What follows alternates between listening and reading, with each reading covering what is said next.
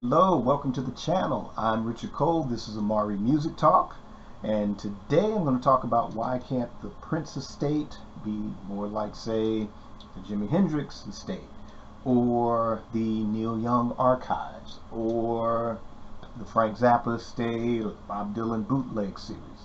If you are new to the channel, welcome. Please like, subscribe, hit the notification bell. If you're a long-time listener, definitely welcome back. You know, it's been a long time since the last video.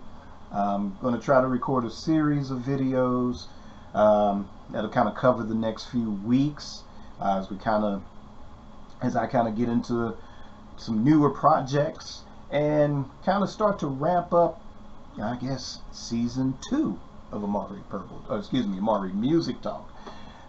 So again, like, subscribe, hit the notification bell. And with that out of the way, let's dive right in.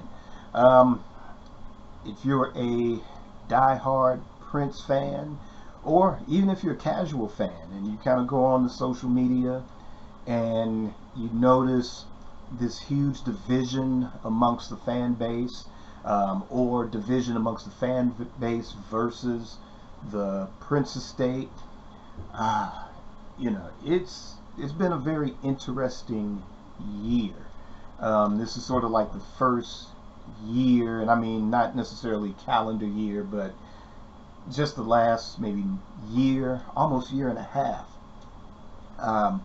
We haven't had any significant new Prince product. I'm trying to think, what's the last thing? Maybe Welcome to America was the last, or the Prince and the Revolution Live. There have been plenty of catalog reissues, everything from the Gold Experience and Truth on Vinyl. The latest is, I believe, Come and then Love Sexy. Those two have just been released on vinyl here in the United States. Maybe last year we got a reissue of Prince's classic, late 70s, 80s material, the classic era, as we like to call it. But no remasters of that catalog, no super deluxe editions since really Sign of the Times. Welcome to America was a pretty good, I guess you can call it a deluxe release. If you've got the 2 LP or 2 vinyl LP, the CD, and the Blu-ray, if you got that set, that was a pretty good package. But again, there hasn't been anything major since then. Now, there is supposed to be a major announcement from the Prince estate about some big release. This is taping July 30th. That announcement is due in August. They didn't say exactly what date in August, so maybe by the time this airs, there will have been an announcement, and of course I will give my reaction to that as it happens. But amongst the fan base, there's a lot of impatience. That's understandable. We're all anxious for new product, especially in the light of, you look at other legacy artists that have probably been doing it for a long time. The Zappa estate has been pretty consistent since Frank's passing in '93. You have Neil Young, who is still, walking the earth, and has been constantly, he has his own website that, has his entire archives, official releases, unofficial releases. It's one-stop shopping. I did subscribe to that for a couple of years. I may renew my subscription at some point. But even if you just sign up and don't sign up for the membership, they'll at least let you listen to maybe one specific project. Like I think last time I checked it out, there was a live concert, not an official release, but again, it's his archive, and he can put out what he wants. And I got to listen to that, beginning to end, at no charge. But if you want to listen to everything that's available, then signing up for a subscription would be the way to go. And that would be a great idea for the Prince estate. I think, to me, that's one of the best business models.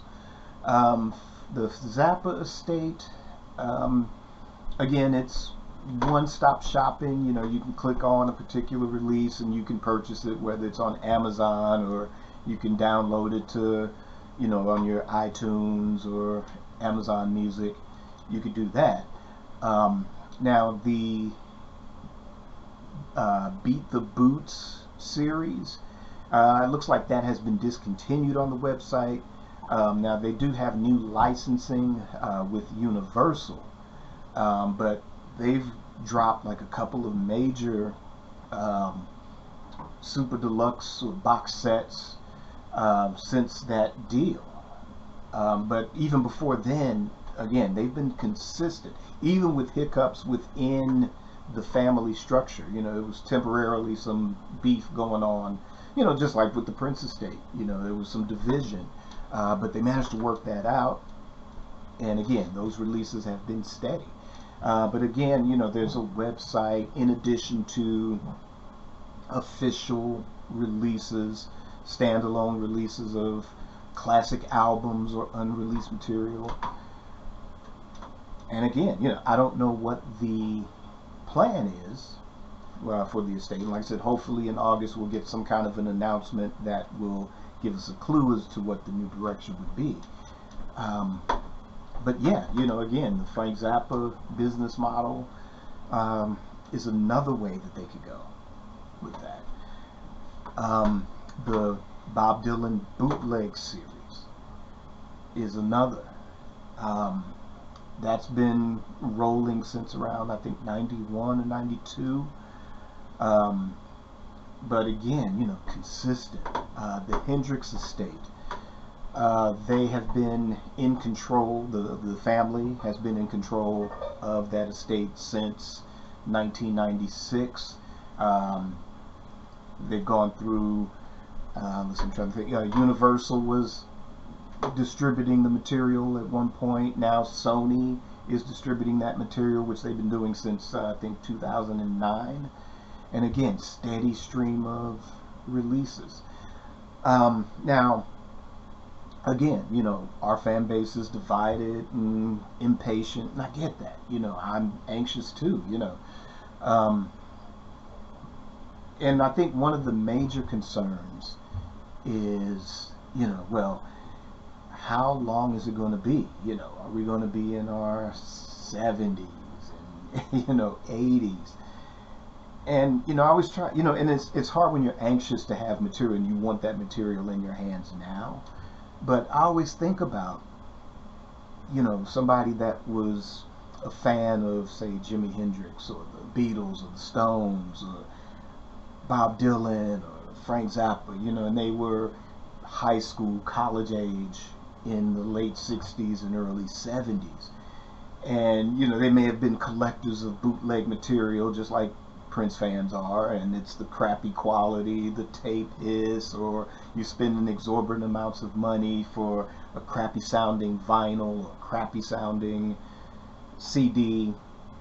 And I think no matter how clever a lot of the bootleggers are now in trying to give quality sound material, it still doesn't quite beat having the official release and having to wait for said official release. Yeah, it can be, trying, trying your patience with that. But like I said, I always think about those fans, those first generation fans that were around when, like I said, high school age, college age, and now they're in their 60s, 70s, 80s, and say a certain release which might have been their favorite is just now officially coming out, whether they had the bootleg or not, or whether they just have only heard about it. And I just have to say, unfortunately, that's the way things are. No matter how smooth the ship sails, it's a waiting game. And like I said, it's those first generation fans, and I'm sure they're anxious, and just like I don't know. Like I said, there's tons of examples, but like I said, I look at the Hendrix estate and some of the stuff that they've released.